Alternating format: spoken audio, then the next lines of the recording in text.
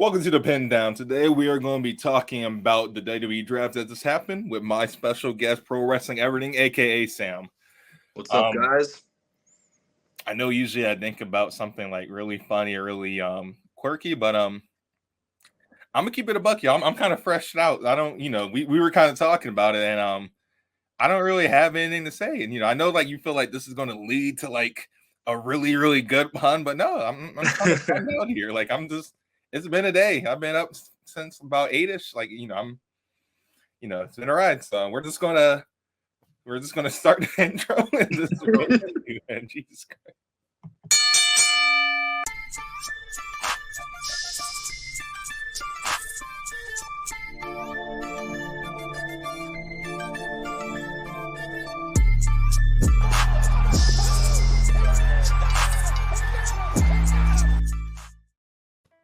All right, so I'm gonna hit him with the intro. Ladies and gentlemen, welcome to the greatest podcast not only in America, welcome to the greatest podcast not only in the world, welcome to the greatest podcast in the universe. I'm your host with the most charisma of both, Desmond Penn, and you are watching the Pin Down, a very special edition of Pin Down, because my favorite wrestling Instagrammer is back again. I kind of let this be known when I interviewed him a couple episodes back. But if you're following the Pin Down or even just following me on social media, you pretty much saw this last week. I kind of just had an idea. We always talked about like we want to collab together again, but my mind was going to be we were just going to wait till like I don't know. I was going to wait till like I was going to wait till Night of Champions. Because especially when they announced the belt, because I was like, we can definitely talk about the belt and all that stuff, and that might be a future. We're both available. That might be the next big collab. Yeah, but I was just kind of in bed watching the draft, and I was like, why don't we just like talk about the draft? I'm like, that's like a lot of material. Like, so again, do you want to introduce yourself once again, just so the people can know who you are? Yeah, man. My name is Sam, also known as Pro Wrestling Everything, also known as the biggest marks for Sammy Guevara and Ty Mello. Also known as the GOAT. Oh, thank you. But if you don't know much about Sam and my weird virtual relationship with his Instagram account, literally just go back to episodes, look for his face on the thumbnail. It's just like an hour and 15 of us talking about Tay Mello, Sammy Guevara, Maria, Mike Bennett, just so many people, and even people we probably shouldn't have been talking about, but we ain't gonna get into that. Bro, I got in trouble from the missus for my Maria Kanellis comment. Oh, so I will say right now, because she's gonna watch this, she's gonna see this, and she's gonna watch it to make sure I'm being good. We were just talking about how you don't like Maria. Yeah, man. I will say right now, because I know she's gonna watch this, I love my girlfriend to death. She's the only one. I gotta be romantic right now, so I can redeem myself, and so I don't gotta sleep on the couch. Exactly. We're good. Yeah, we're good. Agreed. But if Maria still comes on, you want me to hit you up, right? Oh, absolutely. Making sure. But if you don't get that whole or you want to know the backstory, literally just go back. I promise. Gotta watch the podcast. It's probably my favorite episode of the podcast I made. Oh, it was great. It was a great talk. It was great. The vibe was just right, dude. I was cooking something that day, man. We were just having fun. We talked for like a good 20 to 30 minutes before we started the podcast. Yeah. Then another like 20, 30 minutes even after. Yeah. But wonderful time. But we are going to hop into the draft. So if you're a WWE fan, you have been living under a rock. The WWE draft has just happened where it was quote unquote supposed to change the game and WWE to where I've seen many hot takes on kind of them overhyping it. So I guess that's like the first thing we can start off with. But I think it was better than the previous drafts ever since like 2016 when they brought back the draft. But at the same time, I do kind of feel like they overhyped it with saying like I was expecting some really big like drafts with like even like names that either we completely forgot about or like big returns. Like the big return we got pretty much was AJ Styles, which I'm a humongous AJ Styles fan. He's a Georgia boy. I'm a Georgia boy. So like I got super hyped when I saw AJ Styles return and hit a phenomenal forearm. But I I think it was awesome. I don't think it changed the game. What do you think about this?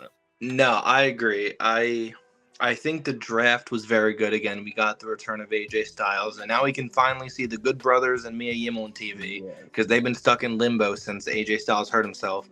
But now in terms of like saying the words changing the game, like that's huge. That's like CM Punk level return for changing the game. I don't think it changed the game, but it was good. It wasn't great, but it was good. We got some good call ups. Grayson Waller. Yeah, JD Madonna, JD. Yeah, I wish Grayson's call up was on TV. I do too. I was kind of bummed to have a TV moment. Because arguably, I think he's like top 3 of the popular NXT stars. Easily, in my opinion. I think it's Braun, Carmelo, and Grayson. And I feel like Grayson can easily take the number 2 or even number 1 spot. Mm-hmm. So yeah, I feel like that was a missed opportunity. I also feel like another missed opportunity would have been not calling up Braun Breaker. I feel like he's ready. I don't feel like he needs to be in NXT. I don't feel like he needs to be going against Carmelo Hayes because he lost once. So I agree, and it was a clean loss. So like the minute I remember watching the NXT after WrestleMania, and the minute he hit Carmelo, with the spear, started attacking him, I was like, damn it, like he's not getting called. Yeah. And again, like nothing against Braun Breaker, but even like with the draft, there were a lot of call-ups or even brand switches that I was mad didn't happen because I felt like either the person needed a new landscape or like they kind of just needed like a smaller area because like for 3 hours is like a lot of TV time. I sometimes feel like not every superstar has like 3-hour material, but they have perfect 2-hour material. And like that's not a cheap jab because I don't think I have 3-hour material. We were to do the podcast for 3 hours, I'd be dead. I think I can do really good on 2 hours, but dude, I would run out of things to talk about. Exactly. I'll be talking about the draft from 2016 on a 3-hour episode. I'm like, Roman went to AEW. Oh God, I'm tired. I guess like my biggest issue, and this is like a lot of people came after my ass for saying this. I think I might know. I think I remember seeing that post. Why would you call up Odyssey Jones and not Braun Breaker? And it's nothing against Odyssey Jones. Great athlete. Dude is like the size of Mark Henry and moves like a cruiserweight. He's incredible. But like if you're going to call up somebody that caliber of athleticism, why not Braun Breaker as well? Exactly. And like why not build up Odyssey Jones on NXT on TV and then call him up to Raw? Because it's the same audience, it's the same network. Exactly. And like I genuinely feel like they are going to use Odyssey Jones as a jobber. And I hate that word. Yeah. And I hate saying it because I want to be wrong. But why else would they call him up? He hasn't done much on TV. The last time we saw Odyssey Jones, it was he got speared by Braun Breaker. Like he got his ass before the match even started. So that kind of surprised me. Like I was happy, kind of like you said, he's like a great talent. But I was like, God, I hope they don't waste him or just make him like the guy that like puts other people over, or like is constantly like kind of like I hope they don't make him like the Grayson Waller because this might be a hot take. I love Carmelo. Okay. But I think Grayson Waller should have beat Braun. And I think we should have got Grayson Waller versus Carmelo. You know what? Or at least a triple threat because I'm going to join you on that one. Grayson is too good. Grayson he is like... might have gained the NXT champion. Like, Like, he's so good. His match with Johnny Gargano was PS Resistance. Dude. AJ Styles. I remember like when he did like a good program with AJ Styles, I was like, I love this dude. Like, dude's incredible. He's awesome. And then he even went on Raw for like that one episode. He was like killing it on Raw. That right there. And like a lot of people were worried because Grayson heard his name on like the after show, whatever. It wasn't on TV. But like, I can tell you right now, WWE has the utmost faith in Grayson Waller. Exactly. If they did not, he wouldn't have had matches with AJ Styles. He would not have appeared on Raw. Exactly. He would not have done the program with Johnny. You know what I mean? So that's how you know WWE has faith in this guy, because of what he's done already. That, and I kind of just realized something while you were talking. He has worked with every big name WWE star that has come down to NXT. So like Johnny Gargano came from Raw back to NXT for that short time period. Apollo Crews, he had a whole program with Apollo Crews. AJ Styles. And like I remember this like watching, and like I know he wasn't going to win. I'm like, but dude, I would not be mad if they swerved us. Like, oh yeah, dude. Because like, I'm glad he didn't stay either. Because like I think he would. I honestly think like he wrapped up every single thing in NXT. Because NXT, it probably just would have been like this. Sorry, it probably would have just been the same stuff of him just, attacking somebody, them getting the upper hand. Right. And like it a little bit tiresome after a bit, because you're just like, this is so awesome. Like they don't need to be losing all the time. Yeah. Like, And it's like Grayson, in my opinion, is like top tier talent. I agree. Like he's phenomenal in the ring. No pun intended to AJ, but he is phenomenal in the ring. He like goes into the same category as like The Miz, like, and MJF even.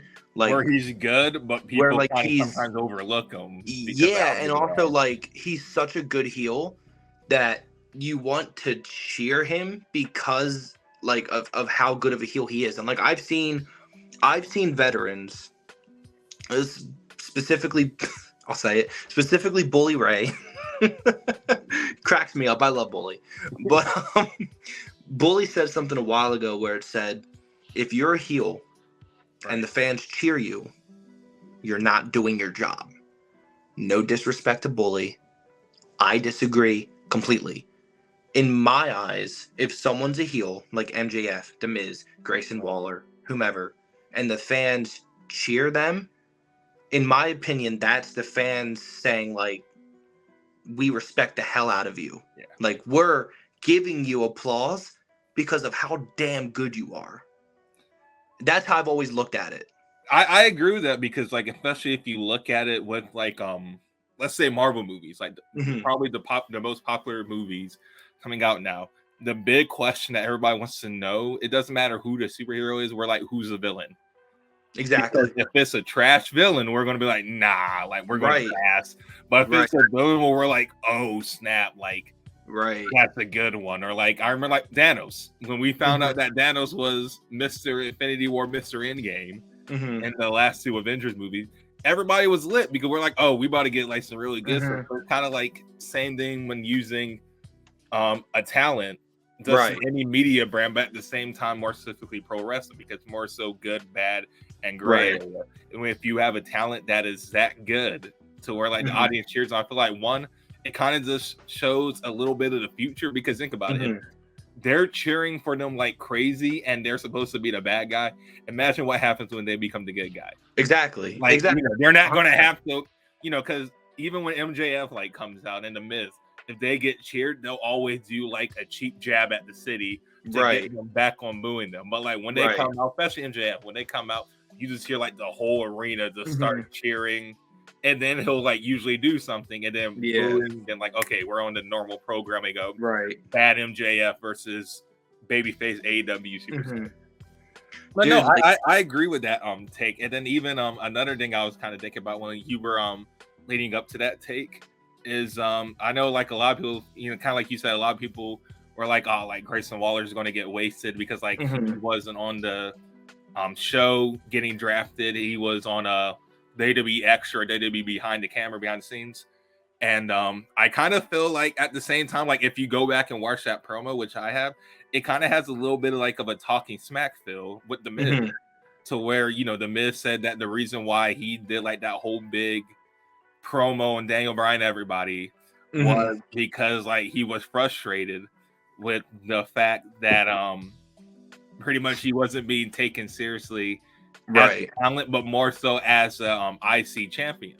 So I definitely kind of got those vibes from Grayson Waller. I'm like, man, like this is going to be good. And I was like, and I feel like people aren't viewing this the way they should. Like, I feel like people are looking at this like, oh, he's going to get buried. I feel like y'all should look at this as like, you know, the character Grayson Waller is being insulted. And he's going to like that lights a fire under his ass. So like, once I get the SmackDown, like everybody, everything on site. Like when Grayson first appears, and I think that the changes take place after Backlash, but like I want Grayson to cut a promo exactly as you said. Like, you know, why wasn't my pick announced on TV? Why was it a YouTube show? Why am I being overlooked? Why did I not get drafted number 1? Why did other NXT wrestlers get drafted before me? Like, so like there's definitely a lot of content there for him to cut the best heel promo this year alone. And he can do it. Like, he's someone I would never write a script for, because I feel like he's so good he can come up with shit off the top of his head. Like The Miz, like MJF, like CM Punk, like, you know, John Cena's The Rock, you know what I mean? He's like a natural talker. He's a natural talker. Natural talker and can just come up with shit on the fly. So like, I agree. If handled correctly, I feel like he will be one of WWE's biggest heels within the next year. By next year's WrestleMania, I will say right now, Grayson Waller, and we will revisit this in a year. Grayson Waller will be on next year's WrestleMania card fighting for a title. I agree. Doesn't matter which one, just a title. I can definitely see that. So moving on from like kind of like hot takes. Well, not so much, because there's probably gonna be more hot takes. There always is. Exactly. It's a wrestling. I keep forgetting that hot takes are everywhere. But so looking at like the draft, and like, you know, now that's over, who would you say is your favorite person, like your favorite draft, where you're like, yes, like, you know, awesome, good, I can kick it. I kind of have mine in my head, and if you have the same one, then I'll obviously like chime in and say me too. We might. I don't know. Maybe we will. But the one that actually hit me the most was Isla Dawn and Alba Fire. All right, I'm not mad at it. I think that's a good one too. I was hyped to see my girls. Titles. I love them. Yeah. I love my girls. I was hyped to see them. It was great, man. Like I said, I've been a huge fan of both of them since, you know, they did NXT UK stuff, and you know, even their feud I thought was great. I thought them becoming a team was a little weird because they had just feuded.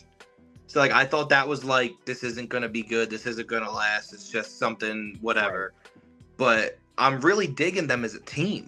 Like, I think their whole vibe is awesome. Like their whole presence is great. And like, I'm excited to see what they do.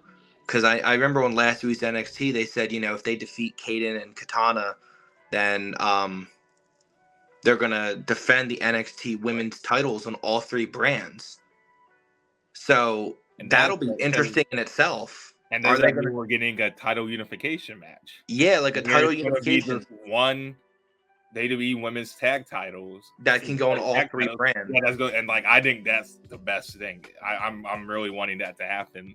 And honestly, though, like if Alba and Isla go against, who is it, Liv and Raquel? Yes. No disrespect to Liv and Raquel at all. This is another hot take. Right. I want Alba and Isla to clean house and squash both of them in 5 minutes. Lord, that is a hot take. That is a hot take because I like Liv and Raquel. I like Liv and Raquel. Raquel is probably my, well, before the draft, she was my favorite SmackDown. Yeah. Superstar. I just like, I like them separately, but I can't get behind them as a team. No, I can get it. It's like AJ and Omos. Omos. Yeah, like I love AJ. Although I did find AJ and Omos hilarious. Yeah, I did not like it. I found AJ and Omos hilarious, especially when like AJ would give Omos a high five and he'd have to jump up because Omos was so much bigger. I thought it was a very weird pairing, but I thought it was funny. So I enjoyed it, but I love seeing AJ Styles like in singles action. Yeah. So whenever there's a superstar that I really love seeing, now there's superstars who can do both. Like Kevin and Sammy. They're great in tag and they're great in singles. Right. But like to me, like I'm like AJ could be good. I'm like, but he needs like the right partner that's just like him, like a Seth Rollins or even like a Ricochet. I'm like, but it's not Omos, and that's nothing to him because I love Omos. But I was just like, I'm okay with it, but I feel like I'm geeking out for when they break up or go their separate ways, and we get like the AJ single run. Before we move on, another reason why I like Alba and Isla is because I feel like WWE actually took their time to establish them as a team and gave them an origin, gave them a backstory. Why should we care about, Alba Fire and Isla Dawn as a team? They told us why. But why should we care about Liv Morgan and Raquel? Why should we care about Nikki ASH and Doudrop? Why should we care about Eva Marie and Doudrop? You know what I mean? Like you more so like it because they have proper backing, and it's not exactly.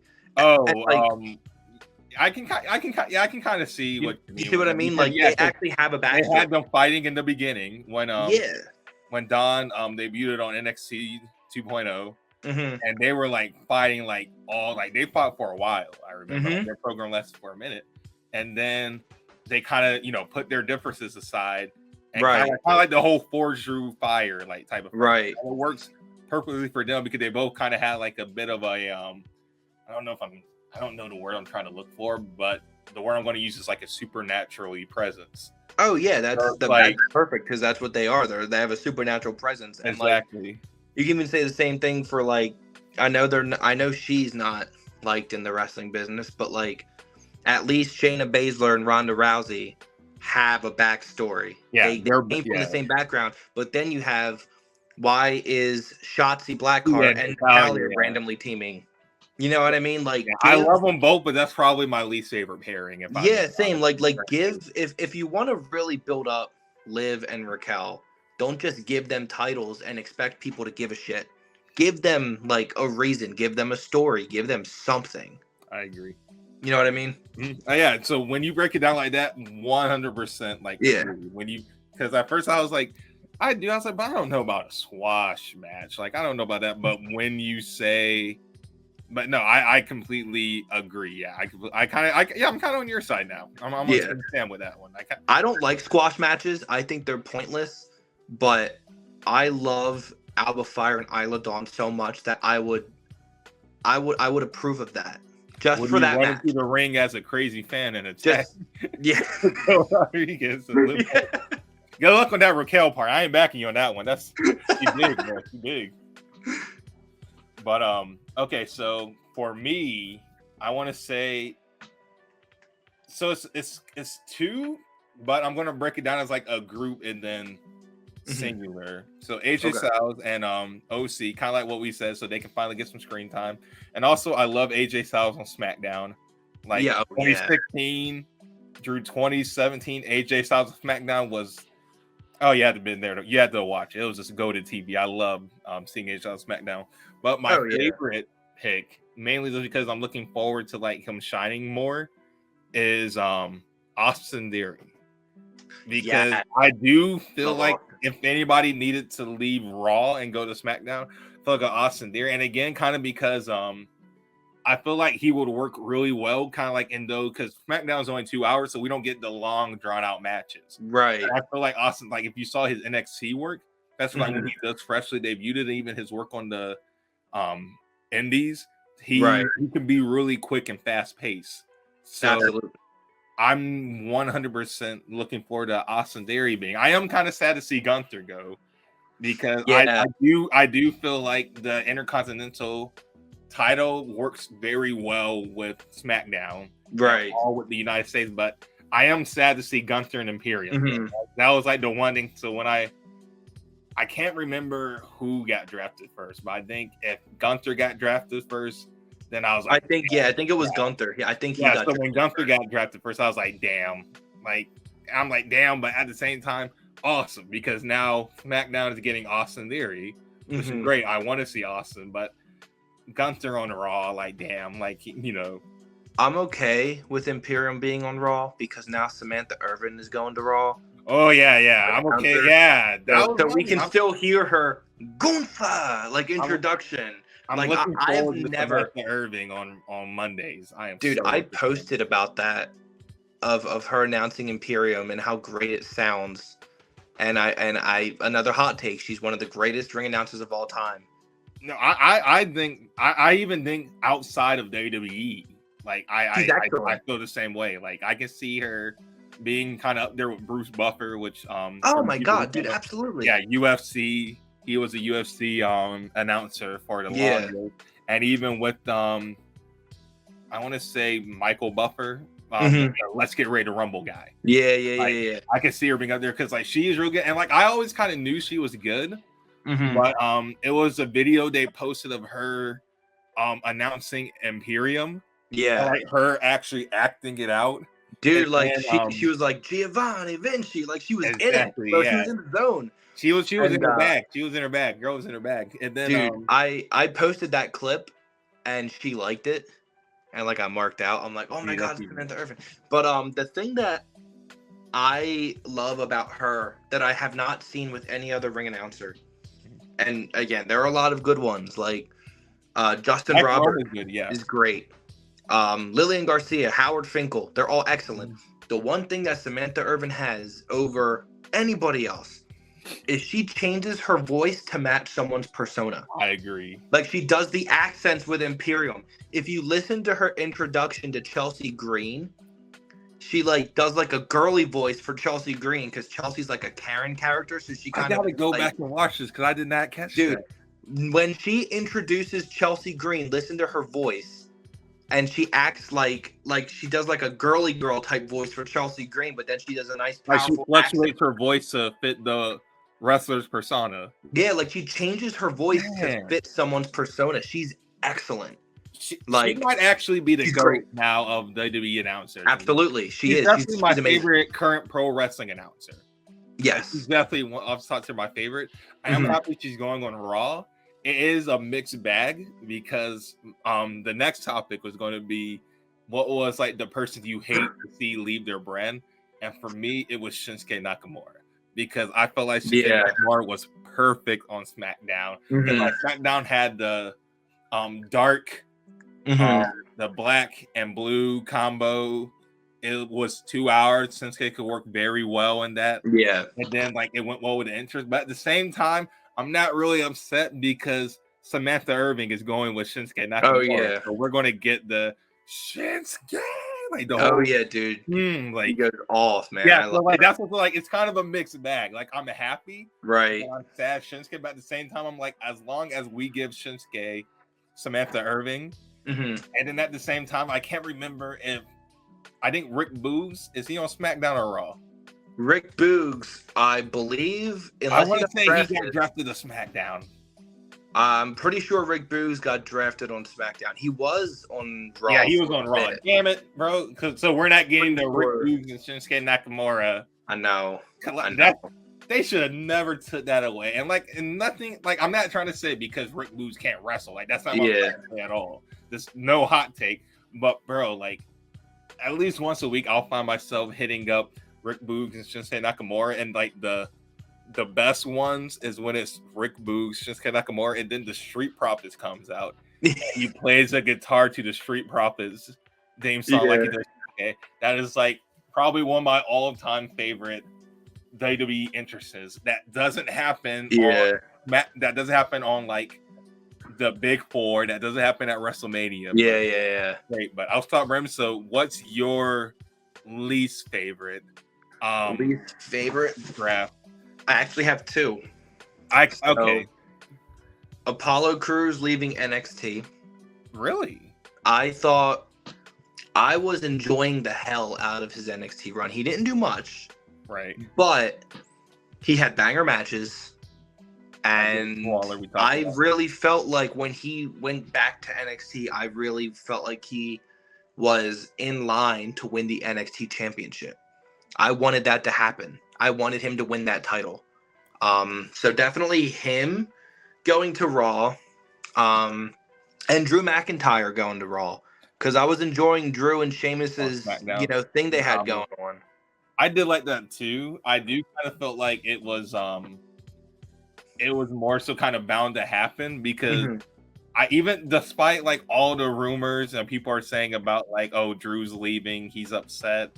No, I don't believe it. We kind of talked about it how we are when it comes like to this people like speculating when like for all we know like Drew is like just playing at home because he stubbed his toe really bad. Right. He got some leave. Bro, if I was a wrestler and I was sick or whatever, or like on vacation, and I was scrolling through Twitter and I saw a bunch of fans saying, "Oh, Sam is unhappy because he hasn't been seen backstage," I'd be like, "Fucking marks." Bro, imagine putting on a hell of a match at WrestleMania. Yeah. And people are like, yeah, they're unhappy. Oh, dude, he's unhappy. Like when like that one picture was like number one best match on night 2 WrestleMania. Oh, easily. If Cody Rhodes versus Roman Reigns didn't happen, bro. Like, oh yeah. So like kind of like I still feel like Drew is still a very much a top guy. Oh, easily. Like, he kind of had like his fun run with Sheamus, but I can see him continuing his program with Gunther. Yes. And Imperium. Absolutely. Or I can even see him being in the hunt for the WWE, for the newly WWE World Heavyweight Champion, which we'll talk about that at the very end of the show. Because we're here now together, we definitely got to throw out who we feel like is winning. Oh, yeah. But we still got the draft to talk about. Do you have any teams where you were sad to see they didn't get switched? I have one particular team in mind. Oh, God. I can say, and I feel like we might agree because I know we were talking about this certain wrestler. Yeah, I wanted last time we were together. Yeah, I really wanted to see the Judgment Day on SmackDown. That would have been. I would have loved Judgment Day on SmackDown because, and I also, thought it would be cool to see them continue the feud with Rey Mysterio, which I'm pretty sure he's on SmackDown. Yeah, he is on SmackDown. And also LWO and LWO. Yeah, and LWO, and it would have made more sense because now we're gonna have another title swap between Rhea and Bianca, which I think is stupid. In my opinion, I don't like it.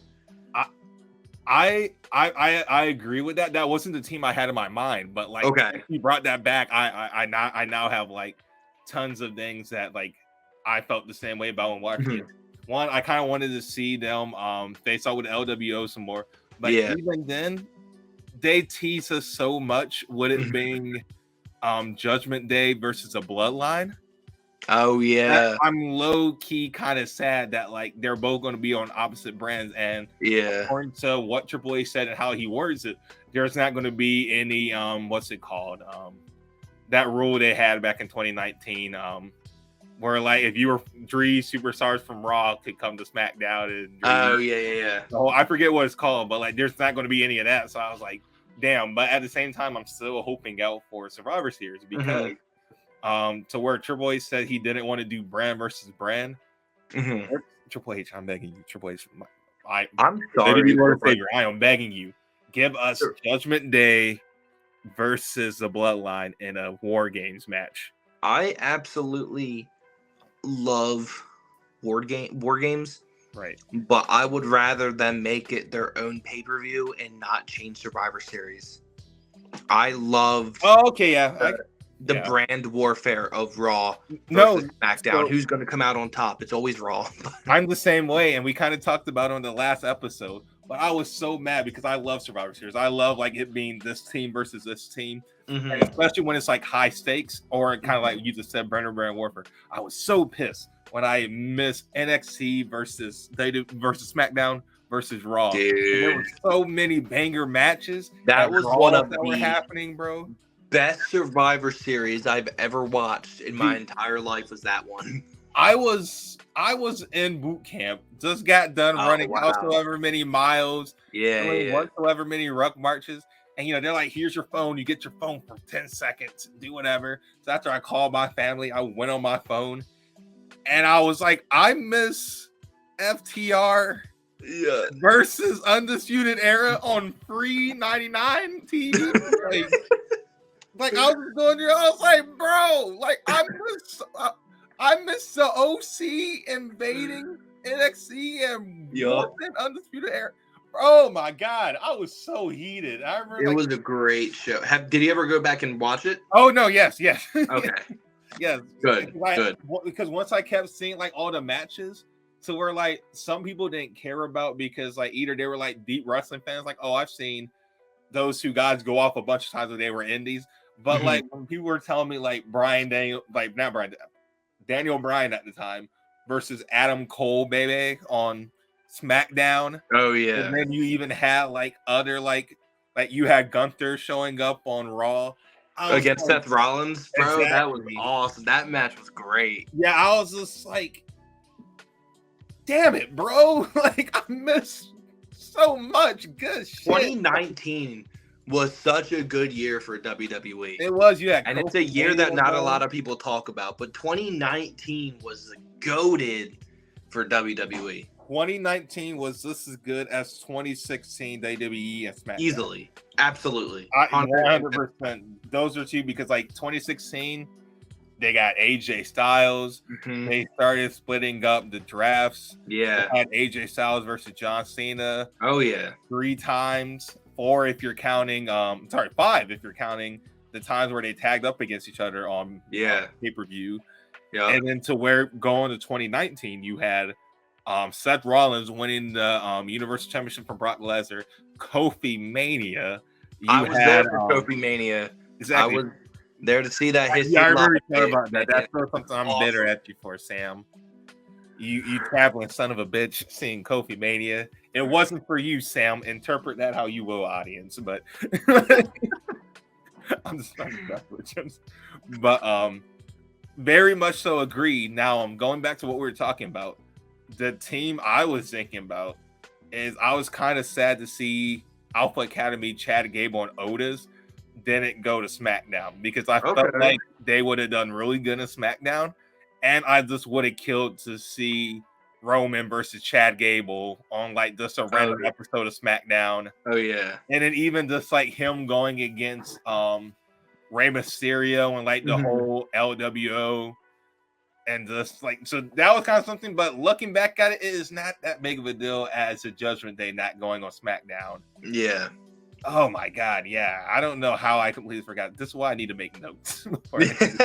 I personally am happy that Alpha stayed on Raw just because I'm really digging the storyline they have right now with the maximum male models. I was kind of hoping they would just go with them to SmackDown. Yeah. I do think that's funny though. Like I dig what is going on between them, and Maxine Dupree is great. She's a great manager. So I think her trying to make Otis a model is hilarious because of like how Otis is like always eats all like the food and like he gets it all over his face, and she still was like, yeah, I think it's awesome. I think it's great. I love the fact how they're like blondes who love Otis. Like they're sort of like Mandy Rose, and now Maxine. Yeah, Maxine. They're like blondes, like bombshell blondes love Otis. Oh yeah, power gut. But oh man, yeah. But kind of like I said, like I swear it was a big problem, but now that you brought up Judgment Day, I just it does not compare. It doesn't do a damn thing for me anymore. Not a damn thing. But I'm trying to think of like any other picks I kind of had. I did think for a second they were going to put the Usos on Raw, because especially when they only drafted Roman Reigns, Solo Sikoa, and Paul Heyman. Yeah, so I was like, and then when the Usos lost on SmackDown, I was like, oh, like they're definitely going to Raw. I was like, but how are they going to do like the whole storyline? Because like there's going to be no intersecting until pay-per-views, and even like to the latest rumors, the pay-per-views might go back to being just the brands having them by themselves, with them only meeting up at the Big Four. I hope that's the case. I love brand exclusive pay-per-views. I do too, man. Because again, back to 2016. Yeah, dude. 2016. No Mercy is probably my favorite 2016. Absolutely. WWE pay-per-view, because you had the triple threat opening the show: Dean Ambrose, AJ Styles, John Cena, and then you had the Miz versus Dolph Ziggler, And not to mention the song they use is one of my favorite songs. It's constant rotation in my car. It's a No Mercy song by Kit. Oh, yeah. Dude, it's so good. I like that so one good. too. It's I so love good. that song. Very Attitude Era late 90s ECW vibes with that song. But yeah, so I guess going on, we can definitely go more into brands. So and like I guess changes or things you're hoping to happen. So yeah, so let's go to things we're hoping to happen. On the shows with the roster shaking up and like maybe talent we're hoping to get highlighted. I know, like for instance, we said Grayson Waller. Yeah, he's like a big person. We hope to get highlighted. So like I know for me, I'm JD McDonough.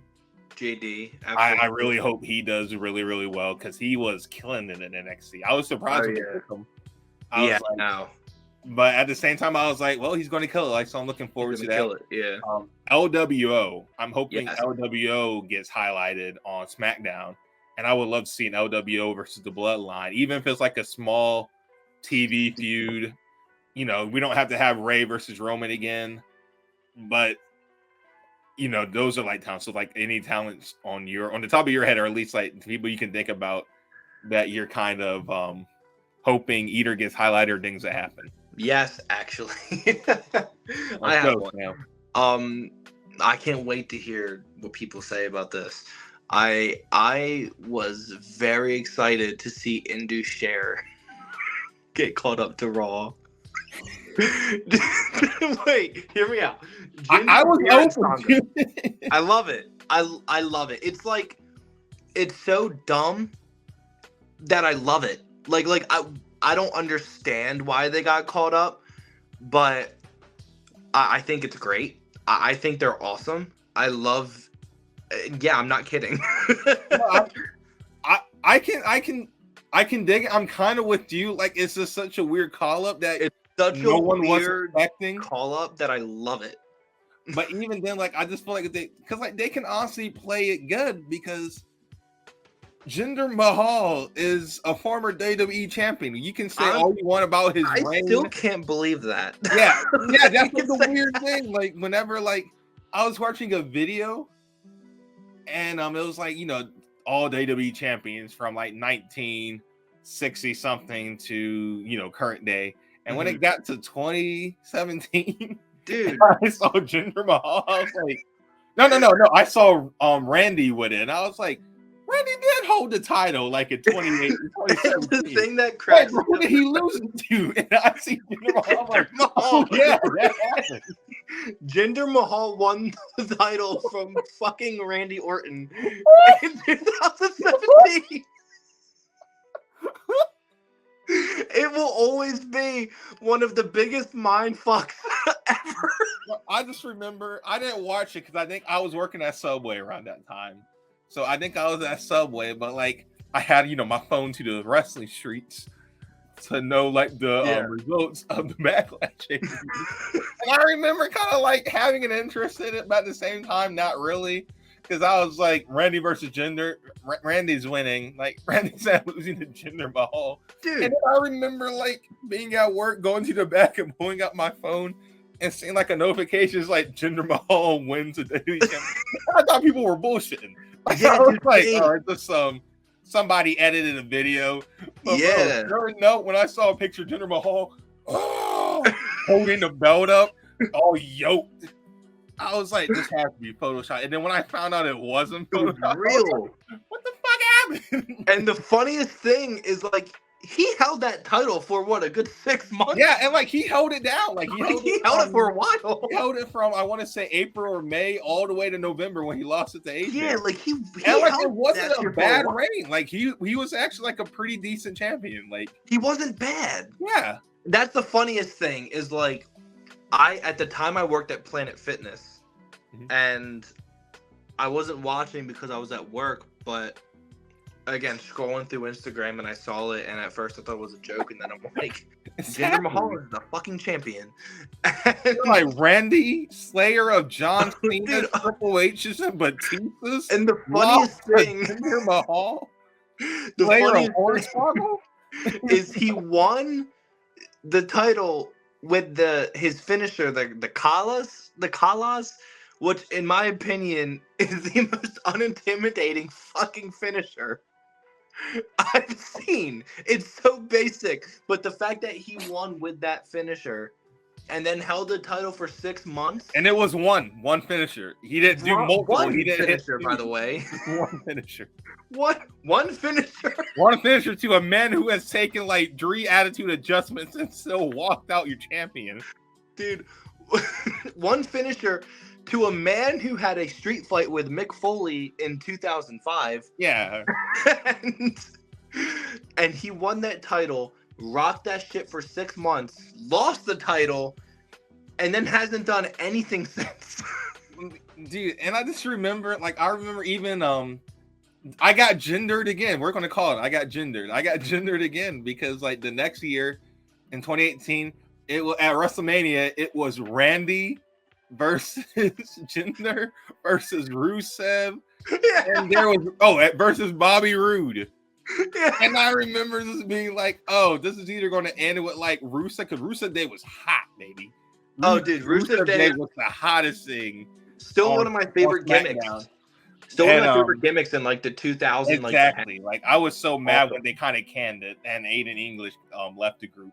But I was like, okay, either Randy's going to get his win back, like, you know, like, and then still be nice and champion, or like Robert Roode's going to get his win back, or Rusev is going to take off. But I was like, Jinder Mahal ain't winning that. There's no way. Like, I'm not going to get gendered again. Bro, literally watching the pay-per-view in my room as an 18-year-old, and you know, I'm holding my pillow, got my bowl of ice cream. I see 1, 2, 3, your new U.S. champion, Jinder Mahal. I was like, what the hell? Like, and you know, again, the same thing. Oh, yeah, joke, super yoked ass. Like, it's to the point where I'm like, man, screw you, Jinder. But I would never say that to that man's face. I'm big, but Jinder Mahal is like 6'4". Dude, Jinder's huge. One of my favorite things, and I don't want to get off track, but one of my favorite things since we're talking about it was, I don't know if you remember this, but I believe it was WrestleMania. It was the same WrestleMania where the Hardys returned, I think. Yeah, 2017. So 2017. Yeah, so 33. Yeah. Yes, it was 33 because I was watching with my friend, and Aiden English wrestled in a battle royal, and he had his hair or whatever, like long hair, and then like an hour later, when he introduced Rusev, he came out bald. He went backstage after his match, shaved his head, and then went back on TV bald. Like, I was like, what the fuck? The greatest shit I've ever seen was that. Oh, bro, just imagine you're just like, yeah. All right, buddy. Like, I remember that too. I remember watching the pre-show. He was in a battle royal. I was like, okay, in English, he did good. Yeah. And then I remember I'm like, then that man had hair like 2 hours. Did he just have hair an hour ago? Like he was boiling like Mr. Clean now. Like, and it was like Samson. It was like a clean bald. Like, it wasn't a buzz cut. He was like bald. Shining. That boy was shining. That shit was shining. His was so bright he needed glasses. God yeah, dude. But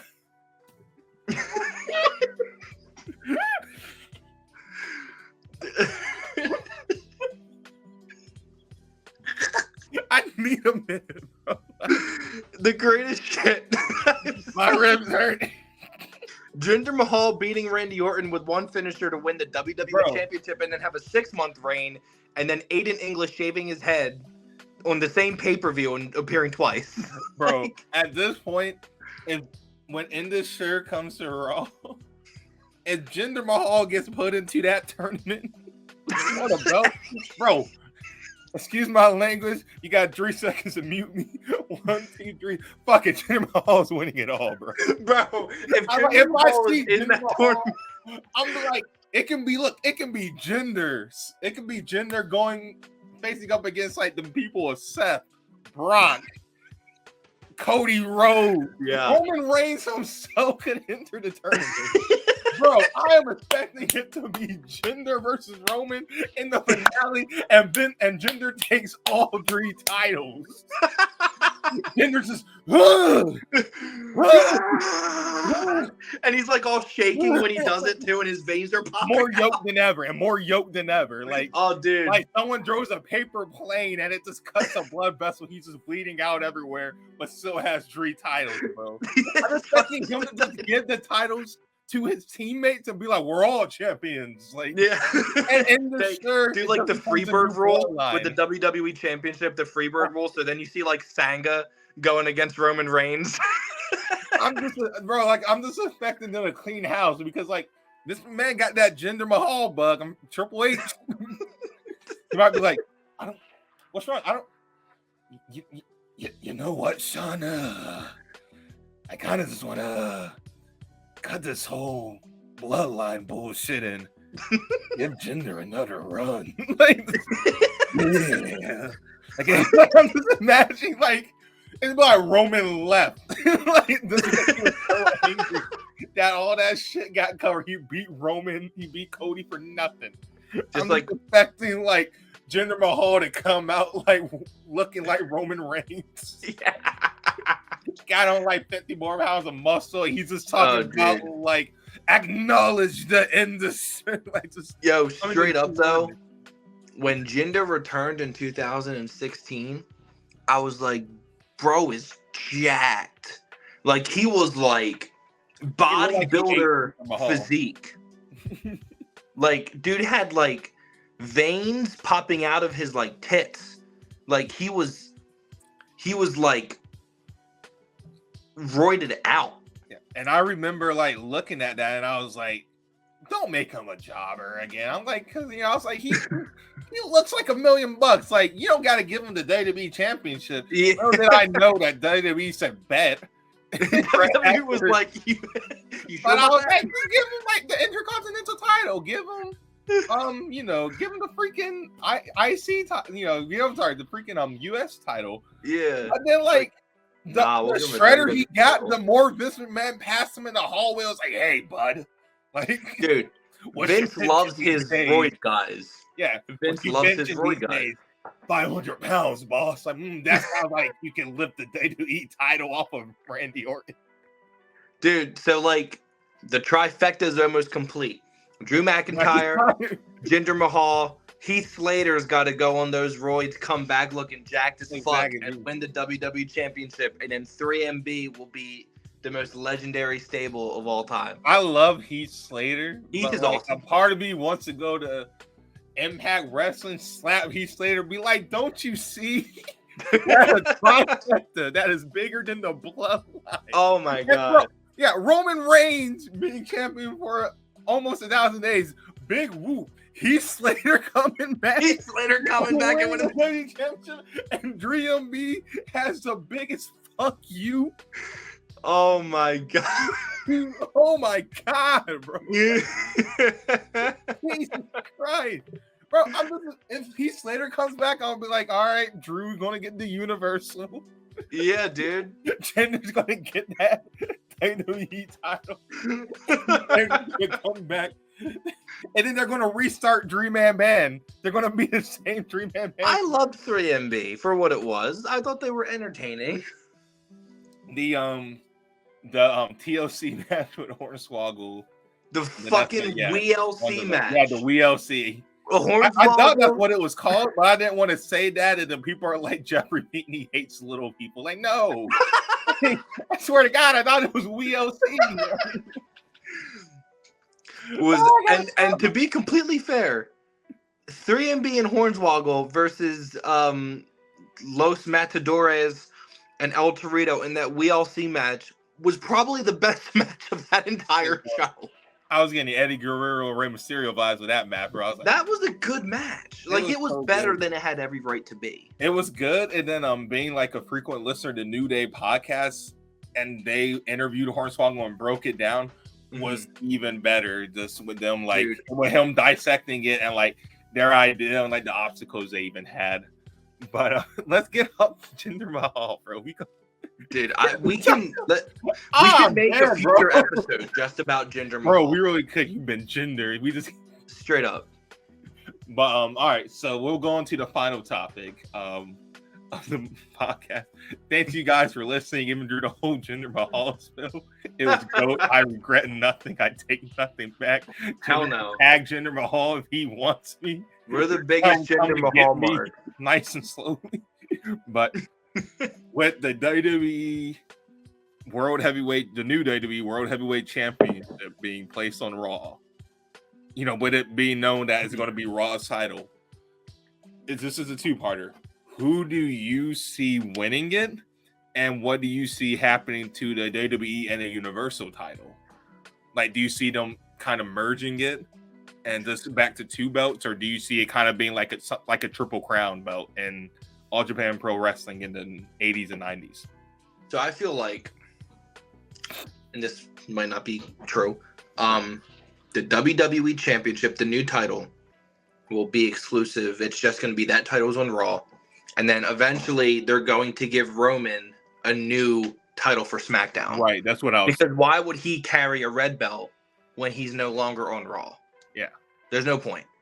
I was kind of just looking at it as like either is going to be kind of like we'll talk about Triple Crown, which for people who may not be Japan Pro Wrestling fan, Triple Crown, it was pretty much 3 belts. Where it was like a belt here, and like a belt around your waist, pretty much. Like that's how like people like Vader, right, and Kobashi wore it.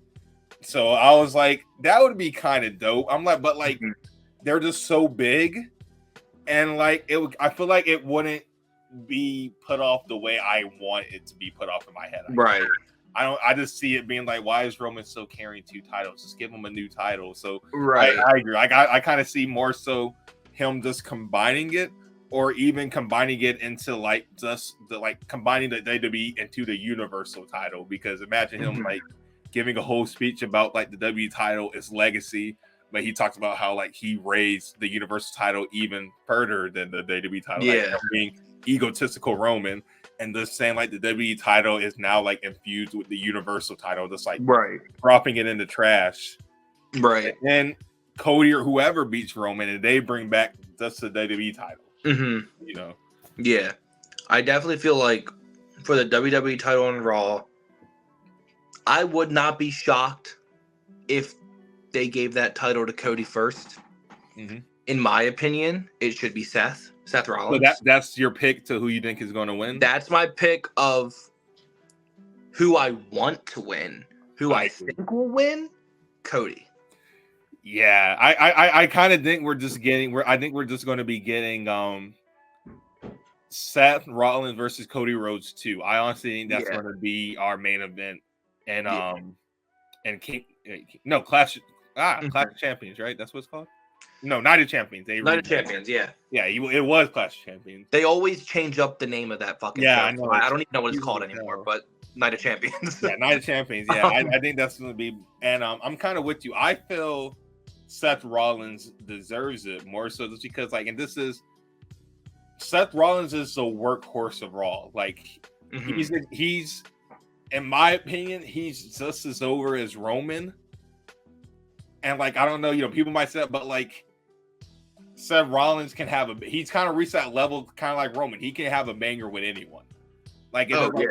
When people were like Seth Rollins versus Omos, I'm like, I'm expecting Omos's best match. Like, Omos is going to be hitting 450 flashes from the top rope. Like, I'm expecting like just a baller of a match. Absolutely. I'm expecting to get Omos, but like, I definitely feel like Seth Rollins, but I'm kind of with you. I kind of feel like they're going to give it to Cody, and I won't be mad. No, I will kind of be like, I want Seth to take that belt off of Cody, though. Like, if anyone takes that belt off of Cody, I need it to be Seth. I won't be mad if it's Cody, but I still think Cody is going to be the one to defeat Roman Reigns. And that's what I feel like, too. So Cody can, quote unquote, finish the story. Yeah. And if that happens, I think Roman is going to hold the title until next year's WrestleMania. Yeah, and I even I'll see him losing before then. I don't. No, yeah, and I even kind of alluded to it well, not back then. Sorry, I'm trying to make it sound like it was a long time, but I remember alluding to it in an article that I wrote for Daily DDT, which if you want, go check it out. It's under Jeff Cretan, my real name. But I kind of alluded to that, to where people are like, oh my gosh, it was like terrible way with the story. This is so bad. But I'm just like, well, like the interesting thing about like a person's personal story is that we, the audience, and people watching, don't get to decide when it's time to wrap up the story, because it's not our story. Like, you know, so I kind of alluded to kind of what you're saying. And I do see Cody Rhodes eventually being the one to dethrone Seth Rollins. Sorry, not Roman Reigns. But if that's the case with them both being on separate brands, the only thing I can think of right now with them not having introduced anything weird or peculiar is that the only way that's going to happen is if Cody Rhodes wins the Royal Rumble again. Or like if Cody Rhodes somehow gets on the SmackDown Elimination Chamber and wins somehow, like something like that. That's the only way I can kind of see that happening. I kind of hope so, because I do feel like as of right now, there's only two people who are good enough to dethrone Roman Reigns. Yeah. Oh, no, sorry, three people. I see it being either Jey Uso, which for people who are just confused by that, literally just watch the beginning of the Tribal Chief. Dude, Jey Uso. Why I feel Jey Uso is more than capable. Oh, dude, Jey Uso is like the reason why the Tribal Chief. Exactly, he's a reason why ladies and gentlemen, if you want to know, Roman Reigns' Tribal Chief wasn't as egotistical and ruthless as he is now until his Hell in a Cell match with Jey Uso, where he was forced to sacrifice his family to pretty much become the and then Jimmy runs in, and we all think Roman's breaking because he starts to cry, and then he just traps him in that, you know, submission. And like Jay is watching his twin brother get the light out. He's trying to talk by his cousin. Yeah, and he's calling him by his real name. He's calling him Joe.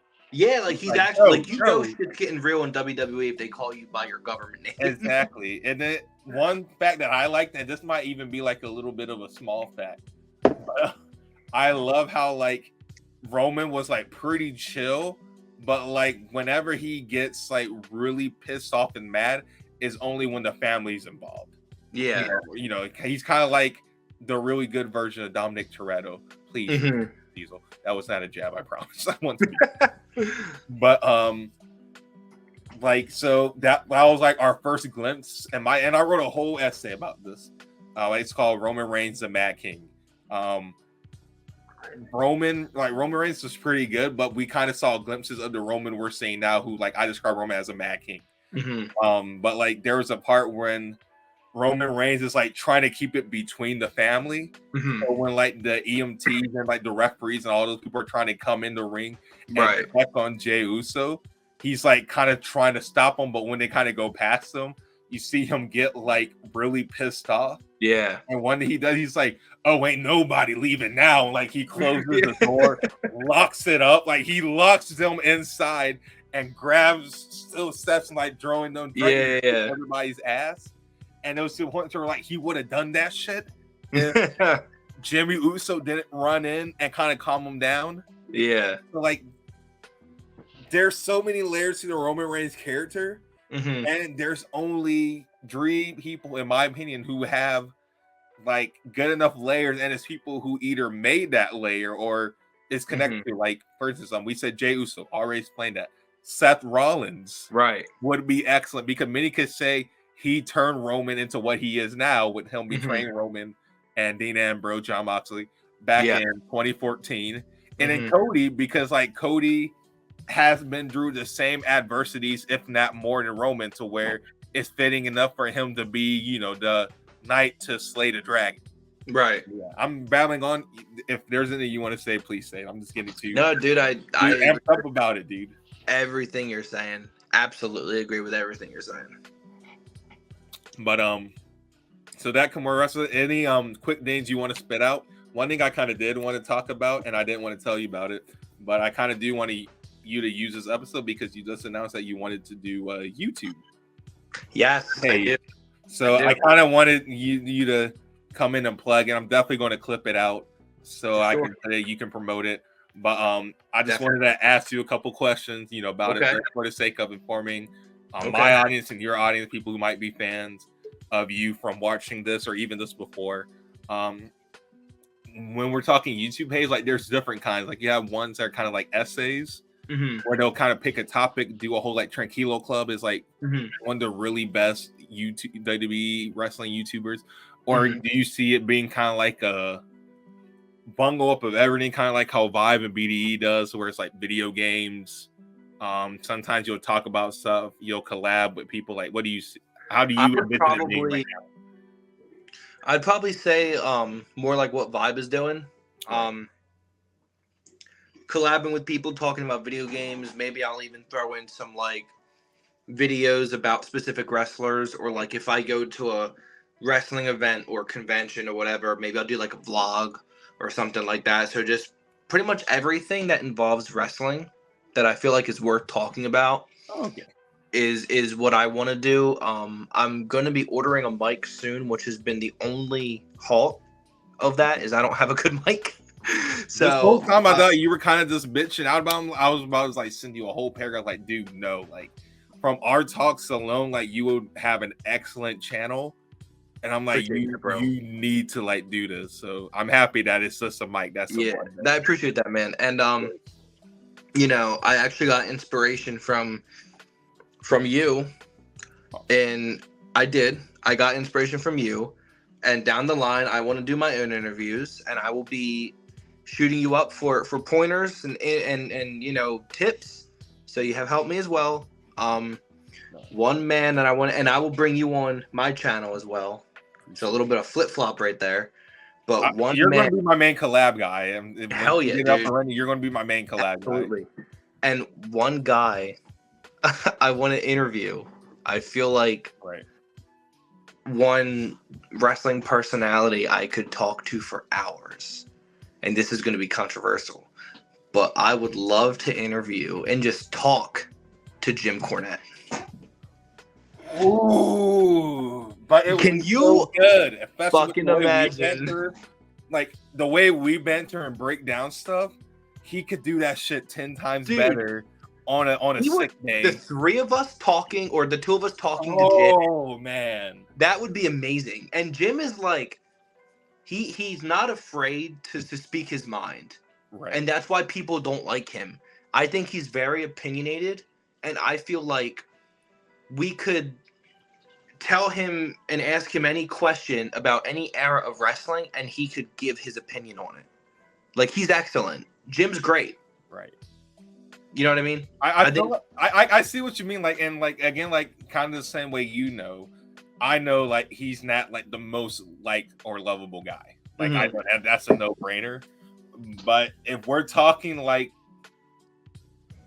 one of the best people to talk about pro wrestling and stories and the ins and out, I love watching Dark Side of the Ring for one big reason being Jim Cornette. Because you don't think you'll understand something, and then he'll talk about it for like 15 seconds, and you'll be like, holy shit, like I didn't break it down that much. Like, I didn't realize there were more layers, or even how we were going back and forth jokingly about Jinder Mahal and the title in 2017. Like, can you imagine if Jim was a part of that? I would love to hear what he would say about that. That'd be funny. If Jim Cornette was involved in that and like took a part, I feel like he could have shot Jinder to the moon, because like he was one of the biggest.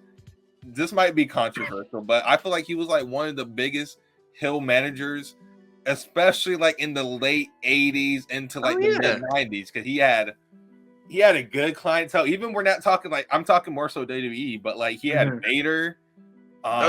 He had Goldust. He had the Camp Cornette. That was like I really thought that was like, even like going back and watching those old episodes, I really was a fan of Camp Cornette. But I feel like that would have been awesome for Jinder. I feel like it would have been like a really awesome like title reign versus more so like a one where we kind of just talk about how we can't believe it happened versus talking about the reign. Right. But and like I feel like with Jim is whenever there's a headline about Jim and people are like, oh my god, fuck this guy, like he's such an asshole. In my head, it's like, it's just Jim Cornette being Jim Cornette. Like, he's trying to get a rise out of people. Like, yeah, that's there was a video. Like, yeah, because there's some times where like online personalities, like especially wrestling online personalities, people who've been in the wrestling business for months, whenever they say something completely outlandish, sometimes I'm like, there's no way like he is that dumb or like that stupid, Right. like to have a dumb topic like that. So like my mindset is always like, bro, what if like they're just having fun because like they're like, well, I can't like get in the ring and play mind games, but like what if Twitter and Instagram and like TikTok and all that is the new what's the word I'm looking for? Damn it. It's the new like territorial wrestling. Like it's the new shoot style wrestling where like it's a secret cult to where like Jim Cornette could be like the nicest son of a bitch you ever meet. He probably is. Like, but he's like the nicest guy ever. Exactly, yeah. He's just like, all right, now let me go in here and piss some people off. Like, just having fun. He's like, man, he's just opinionated. And like, Jim is so smart that he knows he can say one thing and it'll piss off the entire internet wrestling community. Mostly because he said it. And I remember there was a video from a couple years ago where Jim, the craziest shit, from a convention, Jim Cornette and Santino Marella got into a legitimate argument at a wrestling convention. Now imagine going to a wrestling convention and you see Jim Cornette hashing shit with Santino fucking Marella of all people. And like, Santino Marella could probably punch Jim Cornette's head off his shoulders. Santino Marella is like... Santino's a bad man. He's like a jiu-jitsu. Santino Marella could beat the piss out of probably 90% of the WWE roster currently. He's great. But in my opinion, it was like, why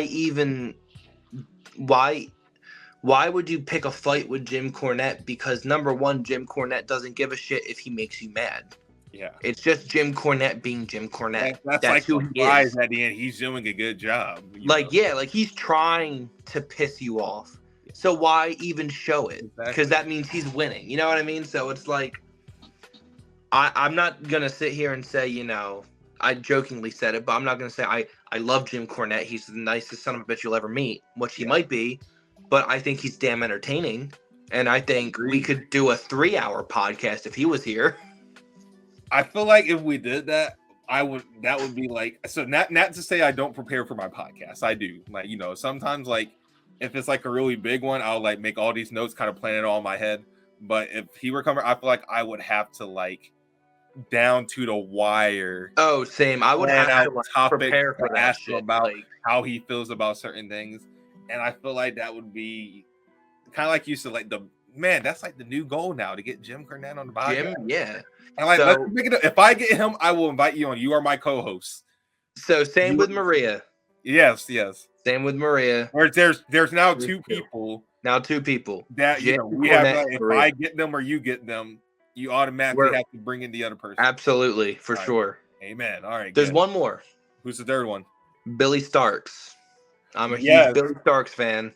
I will say this though, with Billy Starks, it looks like I'm not going to be getting her until at the earliest. At the earliest, 2024. Okay. Because like I think I said, like I messaged her, like DM'd her on Instagram, and she saw it right when I was showing my girlfriend all the messages I seen people try to get on the show, and she was like, "Hey, like I'm so sorry, I would love to." She's like, "But unfortunately, I'm booked on podcasts and whatnot, and like all the way to the end of 2023." And I'm like, "God damn!" I think I know why. No, yeah, she's hot. Like she's like. Oh my god, that sounded so. I mean, ladies and gentlemen, this is no bullshit. She's hot as a talent. She's like on fire right now. She's 18. If you ask me, she pretty much has like already, not Hall of Fame career, but like already a Hall of Fame career in AEW. Yeah, being that young, I can see her being like kind of like how Paige was. Yeah. So yeah, that's what I was talking about. It was she is hot as a talent. Not talking about looks. this is no bullshit either. This isn't going to turn into a joke. We're not going to laugh about this after the podcast. I mean this, Billy Starks. If you are watching this, please don't think I'm a creep. Hey, Billy Starks, welcome to the podcast. Oh, thank you. You're hot. To be fair, I knew what you were talking about, but it's good that you reiterated yourself. Yeah, there would be a lot of people and I was saying, like, what did you just say about Billy? Exactly. I'm like, if my plans go well and this podcast is as good as I want it to, I don't need nobody like going on this. And then when I go to text or email Billy Starks, I'm blocked and I don't know why. Yeah, let me make sure like I do a good job of keeping a good clientele. Everybody and anybody in wrestling is invited on the podcast, even for controversial. It'll make for great views. My stock will go up either way. But once I go corporate, y'all, I can't have the controversy anymore. I got to stick to the ABCs. But again, dude, thank you so much for coming on the show. Of course, again, absolutely, man. I don't even know if this beats the first episode. I feel like it might because this was, again, a grade A talk. Kind of like we talked about this after the first episode we did. Yeah. Where I interviewed you. We talked about how like we mesh so well, talking and having hot take after a hot take and dissection after dissection. Like it's so well, and like this is gonna sound kind of sad, but you are like the only person who like I really talk to wrestling to this extent, and I know they'll understand me and where I'm coming from. Oh, for sure. And like, you know, like you're the only person, and you're the person I have done it the most with in my, let's see, I've been a wrestling fan 15 years of being a wrestling fan, and all the people I talked to, people where I've gone to shows and I had a good talk, they have never been as good. And I don't know if it's because like our environment, kind of like on a show, we're trying to entertain people, but at the same time, kind of and have fun. I mesh so well with you when it comes to talking to you about Jinder Mahal. That shouldn't have been as long and as funny as it was. Oh, dude, this was excellent. Excellent. Exactly. So whenever you want me on here, man, you know what to do. Just shoot me a message. You already know the same. I will gladly back you up on your podcast again. We talked about this. Definitely looking forward so much because one, I already know this. Your hot takes alone will make great topics. I can't wait to like if you make a hot topic that I agree with, and then people attack you, I can just be like, well, let me boot up the episode and my boy Sam like, yo, all you Jim Cornette haters. God, man. But oh God, please, Jim Cornette. Please, come on the show. I'm gonna tag the shit out of you. Dude, I will message him after this and be like, bro, you gotta come on the show. Dude, like, you have to. Like, ask him whatever amount I will pay. Whatever, like, you know. Same. I was just thinking, like, bro, it's not even my podcast. It's not even my podcast, but I will pay to get your ass on the show. Dude, I'll talk to Blur Approved Entertainment LLC. Be like, yo, I need to pull the bank out. Like, who's this old white dude? Why does he want $50,000 to come on your 300 subscriber show? Like, believe me, it's gonna do good. Like, ratings. It's gonna be AEW the demographic. You don't get that, but you will soon. Just for us to piss off the whole wrestling community in a 3-hour podcast. Bro, we would make headlines if we had him on here. We would make headlines, but we would have to release a press statement just to get people to want to interview us. Because like the people who down to a fault agree with Jim Cornette, I don't know if I want them on the podcast, bro. That's not going to do good in numbers. I know. Hey, y'all hiring? Not for you, buddy. No. Now you're in the bin now. We're for everybody. Yeah. You phoned the bag with Zelina Vega. We don't want Oh my God. Oh shit. All right, we got to end this because we know it's going to become a 3-hour podcast. And I lied. Oh, yeah. But thank you so much. Of course. Absolutely, man. I look forward to collabing with you again. if something really big happens, I'll definitely hit you up, even if it's just like for a quick. Absolutely. I might even just make it so we're like hit you up for just a quick post on the channel or like a quick for sure discussion. But definitely am looking forward to collaborating with you more. Again, guys, two big news actually. So kind of like how we just announced it here, the next collab is looking at to be Night of Champions. We don't know if we're going to do that later on in the week or when the pay-per-view airs, or I don't know. That would be a fun idea. Don't know if it's like the best idea, but and second, if you saw my Instagram a couple hours ago, you'll kind of see that I announced who the next guest was coming on the show, and it's actually going to be a mini portable on on IG. I am so it's been a day on IG. And I'm looking forward to that. So definitely be look out. The plan is to release it on Monday, but definitely sometime next week. I usually don't like going 2 weeks without having some kind of episode. So we're recording this Thursday. You'll probably see it Friday. But Sam, thank you so much, brother. Absolutely, man. For sure. This is the Pin Down. This is DeZ. This is Sam. Godspeed, everyone.